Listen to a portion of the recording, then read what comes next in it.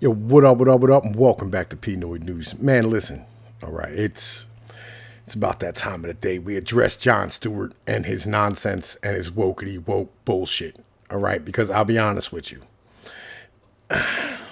this shit needs to be corrected. And I about had it up to my motherfucking ears with this nonsense. Let's have a real conversation about race. Let me let this motherfucking shit rock, and we're going to talk about it. As you may know, this country has had some issues with race. Oh, okay. Sphincters are tightening already.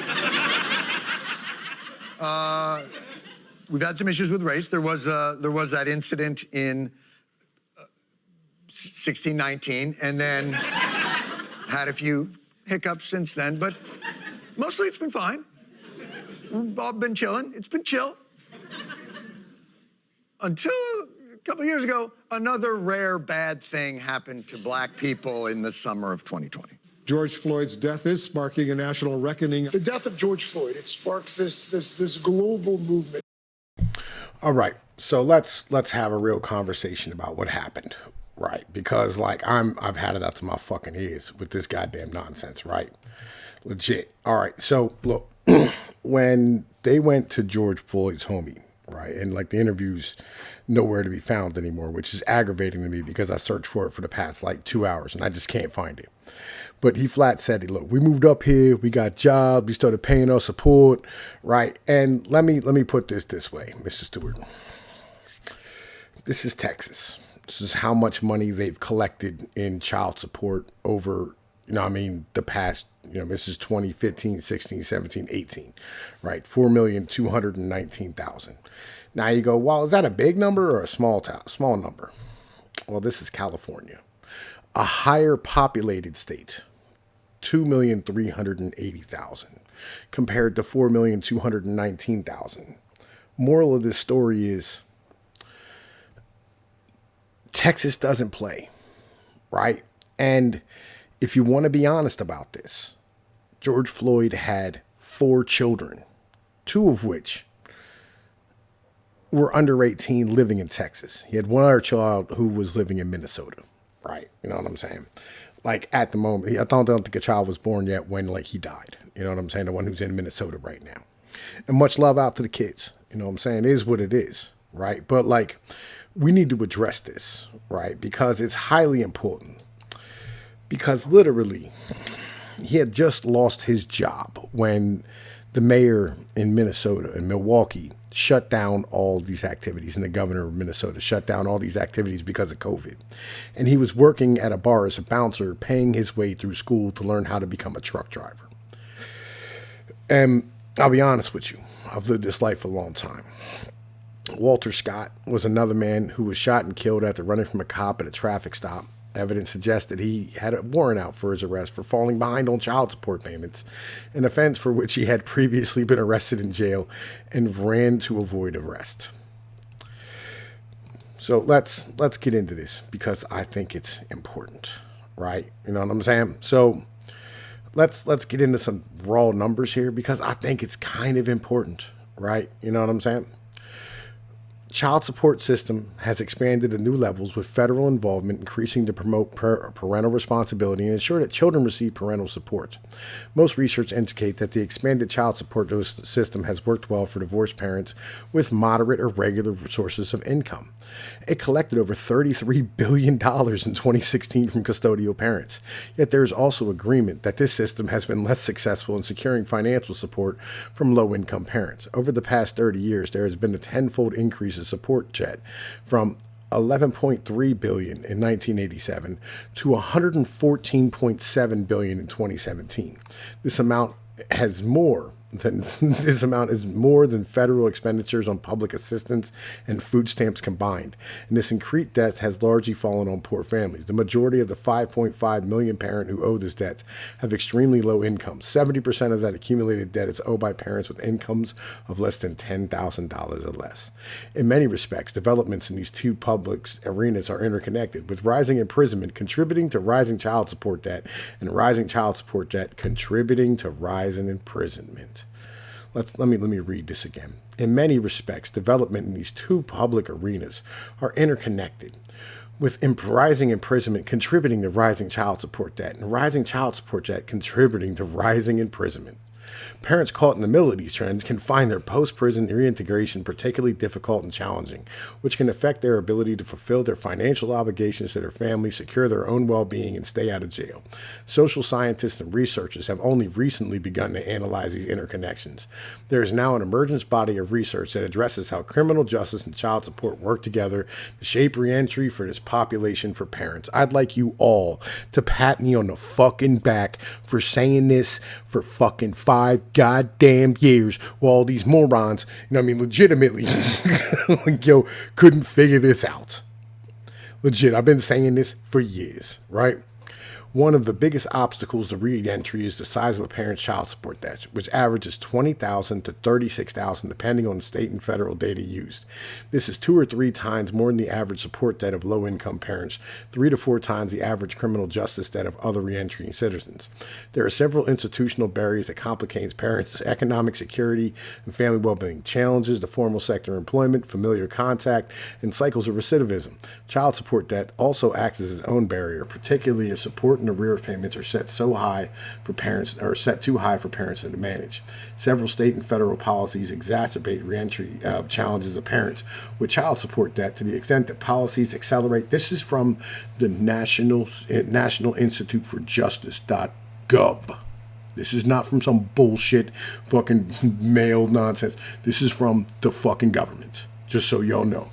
Some state and federal policies have been shown to alleviate the reentry challenges of parents with support debt to the extent that the policies provide coordinated assistance with support modification, reduce government-owed debt, and tailor arrears to ever fit the economic realities of parents' lives. They support reentry and family reintegration. The basics. How many indebted parents are there and what do they owe? Social scientists are beginning to gain a fuller picture of reentry of parents with child support debt. The size of this group of parents, their demographic makeup, their amount of child support debt in terms of their size, estimate, and number of parents with both criminal records and child support obligations vary according to how they are computed. If measured from criminal justice side, researchers estimate that the number of indebted parents in prison is 450,000 to 550,000. That's out of 2 million people. I'll tell you like this, my friend. Out of 2 million people, that's a quarter of them. When the jail population is added, the number rises by several hundred thousand, bringing it closer to 800,000. Although there's some evidence that the number could be as high as 1 million. That's half. I told you. I've been saying this for years. You eliminate child support, and I promise you, crime drops by half tomorrow. Add to that estimate parents from the child support side who are not currently incarcerated, and it doubles the number of indebted parents with criminal justice backgrounds, estimated to be over 1 million, probably more like 2.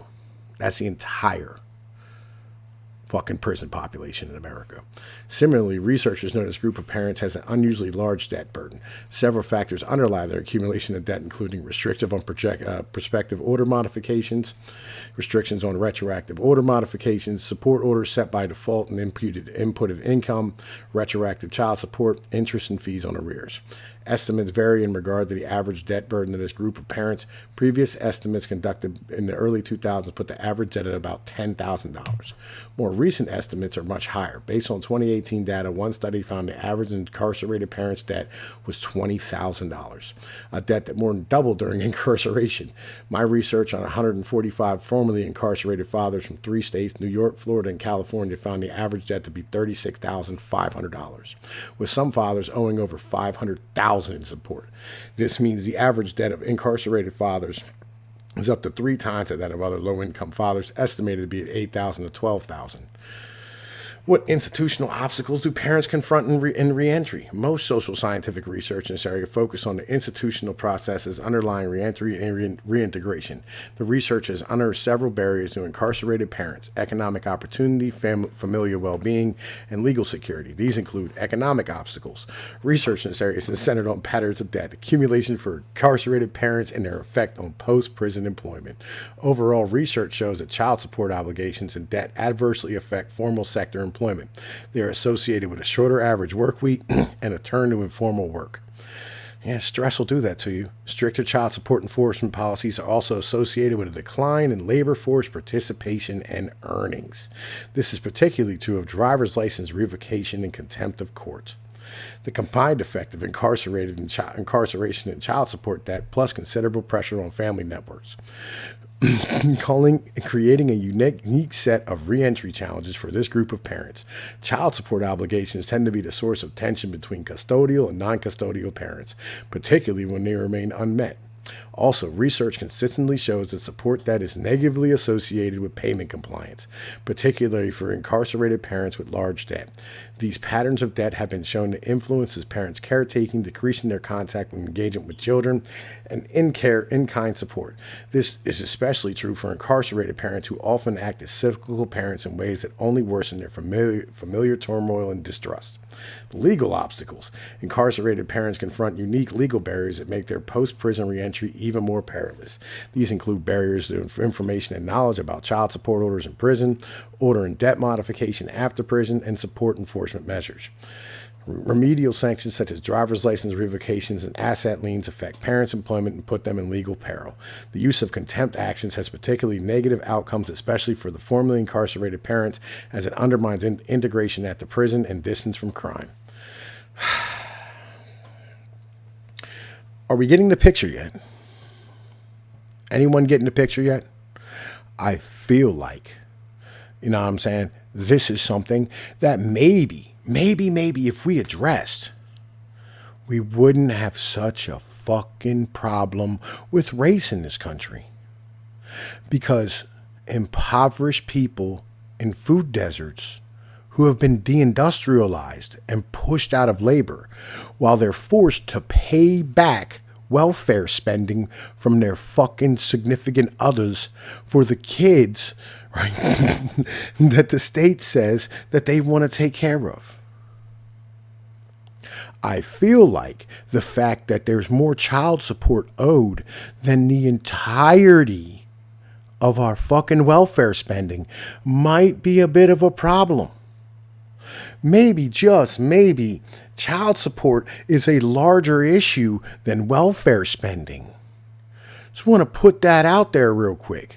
Because if you forgive this debt and stop fucking charging fathers for having fucking children, maybe we wouldn't have a negative motherfucking birth rate. On top of that, maybe you'd have males re-entering the workforce and dropping down some of the cost of labor. Maybe this is a better way of doing things than continuing this fucking nonsense.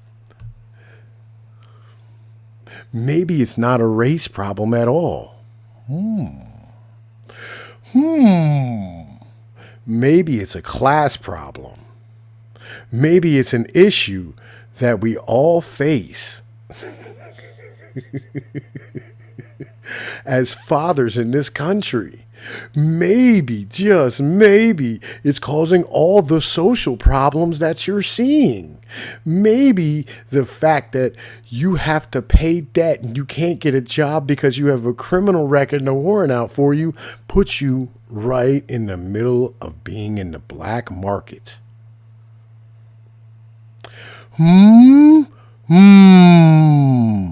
Maybe it's not a race issue. Maybe it's a fucking male-female issue. Let's keep going, and maybe it's something that we can talk about. Social scientific research on the institutional processes of reentry clearly shows that post-prison reintegration can be particularly perilous for this group of parents.